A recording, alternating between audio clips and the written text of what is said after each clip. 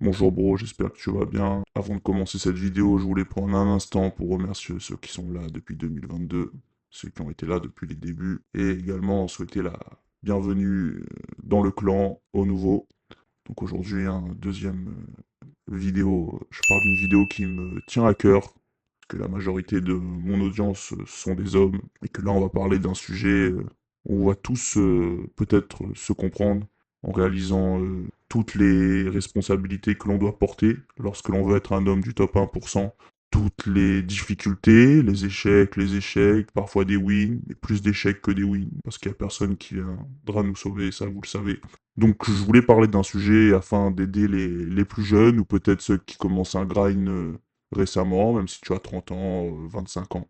Et le sujet, c'est la dédramatisation de ton succès.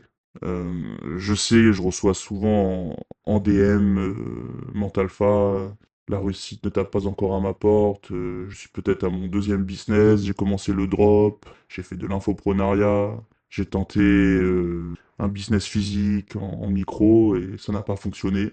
Eh ben oui, elle est là la réalité.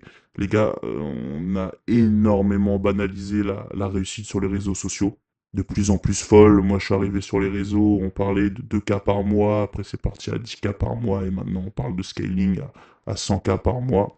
Alors bien évidemment, ce sont des objectifs réalisables, ce ne sont pas forcément des fausses promesses de vente, mais il faut savoir que c'est vraiment une minorité.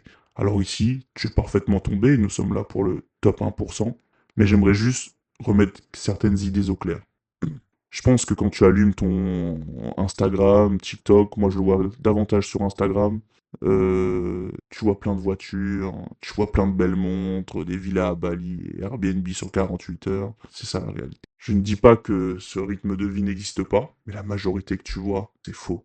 Pour avoir côtoyé des mecs qui vendaient leurs services, en fait c'est leur couverture. Les belles voitures, location, montres, crédit ou emprunt à un ami. Ce que tu appelles le succès, c'est souvent juste une dette déguisée. Tu sais, il y a beaucoup de gens qui s'endettent pour faire croire qu'ils ont réussi. Et pas nécessairement pour te vendre un programme derrière, mais vraiment pour essayer de refléter une image qu'ils ne vivent pas eux-mêmes. Et ça, faut vraiment que tu le réalises, parce que j'ai l'impression que c'est devenu une banalité. Les gars, dire je fais 10 cas par mois, c'est quand même un salaire d'un médecin, quelqu'un qui a passé un doctorat.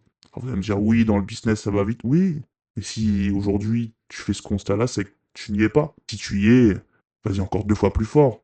Et capitalise cet argent, tu comprends? Ce que je veux dire dans la moralité, c'est ne laisse pas les apparences bousiller ta progression. Il y a un autre point qui est important, c'est que je dirais que 8 000 € libres valent beaucoup plus que 100 000 € en prison mentale. Tu sais, t'as deux types d'hommes. Premier qui gagne 100 000 € par mois, mais il dort 4 heures par nuit, bosse 7 jours sur 7, et peut-être qu'il voit même pas ses enfants. Deuxième, il gagne, peut-être. Chacun sa vision des choses, entre 2 et 8 cas, fait du sport, voit sa famille et vit en paix. Au final, toi tu veux quoi? Faut jamais oublier les gars, l'argent c'est un levier, pas une fin. Arrêtez de croire que lorsque vous aurez telle ou telle chose, vous aurez plus de femmes, telle ou telle chose, plus de bonheur. En fait, ce que vous attendez, c'est juste une émotion qui va arriver à cet instant T.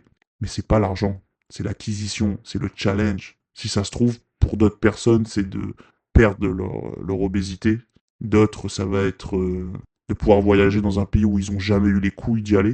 Vous voyez, c'est pas forcément nécessairement cette finalité de faire 100 cas par mois. Moi, les gens que je respecte, c'est pas ceux qui me disent font des chiffres. C'est ceux qui arrivent à garder le contrôle de leur temps. Parce que la vraie richesse, c'est la liberté de dire non, va chier. Alors, je sais que j'ai une grande communauté d'entrepreneurs, mais même pour les salariés, ceux qui arrivent à trouver leur compte, c'est ceux qui sont en adéquation avec leurs principes. Et tu peux être au salarié et être en adéquation avec tes principes. Mais malheureusement, on se sait, c'est très rare. Mais pour ceux qui le sont, c'est top. Et ils sont là parce qu'ils sont en adéquation avec leurs principes. Ce que je voulais dire également, c'est que le succès visible cache les sacrifices. Peut-être que tu as vu cette Rolex, Ferrari, dîner à Dubaï. Ce qu'on voit pas, hein, la réalité qu'on voit pas, c'est les soirées, les proches éloignés, ceux qui prennent de la drogue pour pouvoir tenir sur le long terme. Réveil à 5 heures du matin, les mois sans résultat.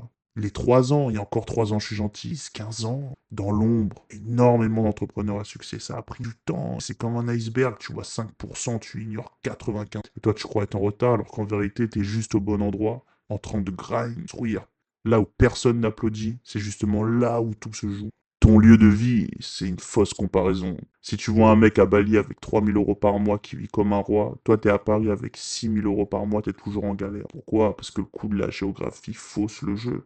Compare ton lifestyle à quelqu'un qui vit dans un pays 5 points majeurs, c'est une stratégie. Et comme par hasard, énormément d'infopreneurs qui sont entre 2 et 5 000 € par mois, tu le retrouves à Bali, en Thaïlande. Alors je dis pas que c'est un mauvais choix, mais ne compare pas ta vie en France à ceux qui sont là-bas, c'est très complètement. Dernier point que je voulais dire, euh, pour avoir un feedback d'amis à moi qui ont réussi, moi sur des projets que j'ai réussi, le succès il arrive généralement d'un coup après des longs mois de rien. Alors effectivement, tu vas avoir de la data qui te donne des bonnes informations. Si c'est positif, mais parfois ton chiffre d'affaires il n'y est pas.